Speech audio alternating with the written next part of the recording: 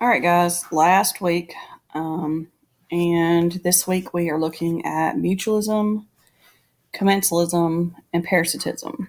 And we talked about this earlier in the year, so this should be some review, but I'm going to refresh your memory if not.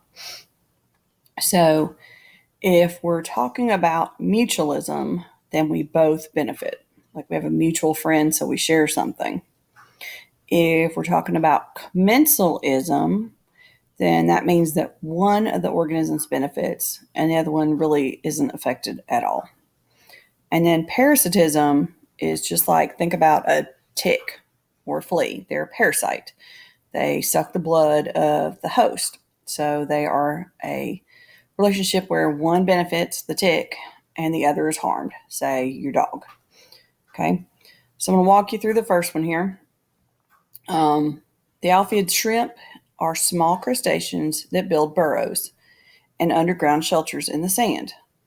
Alphiid shrimp are blind and are vulnerable to predators when they are outside their burrows. A shrimp can share its burrow with a fish called a goby. The goby acts as a lookout for the blind shrimp. When the shrimp leaves the safety of the burrow, it touches its antenna on the goby's tail. If a predator comes near, the goby flicks its tail, alerting the shrimp to the danger. Both animals then retreat to the safety of the burrow. So, which type of relationship is formed when the alphiid shrimp shares its burrow with the goby? All right, well, up here we said the shrimp is blind, and so it can't see. So, it needs something to look out, and the goby fish needs somewhere to live, and it's going to live with the shrimp in the burrow. So, therefore, it is mutualistic because they're both going to benefit.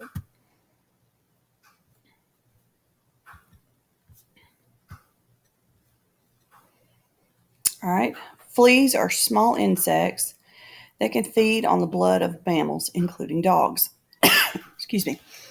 A flea uses its specialized mouth to pierce a dog's skin and suck the dog's blood. The flea can drink up to 15 times its body weight in blood each day. When the flea feeds on the dog's blood, the saliva from the flea's mouth can irritate the dog's skin. Sometimes the flea can also transmit or pass diseases to the dog.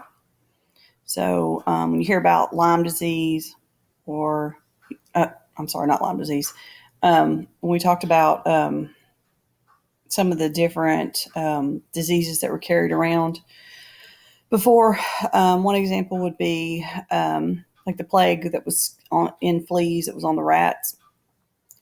If you're talking about ticks carry Lyme disease or Rocky Mountain spotted fever, so they can make the host sick. All right, so what relationship is formed from the flea feeding on the dog's blood? Well, the flea is going to benefit because it gets food, and then the dog is going to be harmed because it's sucking its blood and it can transmit disease. So that would be parasitic. All right, and then last one here. Pseudoscorpions are small arachnids that often crawl on the backs of large beetles, such as the harlequin beetle.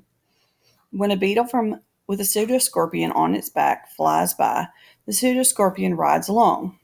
This ride helps the pseudoscorpion disperse or move to new locations, much faster and further than it can on its own. When the pseudoscorpion is carried along, it does not harm the beetle, but it does not help the beetle either. Okay, so these pseudoscorpions are tiny, tiny things, and all they're doing is hitching a ride. Okay. So pseudoscorpion's getting a ride, beetle is unaffected. So that would be commensalism. All right, I hope that helps. So remember, they both benefit, mutualism. One benefits, the other is unaffected.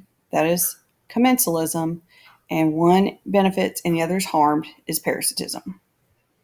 All right, I think you guys got this, and hang in there. We got 15, 20 minutes, and then y'all are done for the summer. Have a great summer, guys.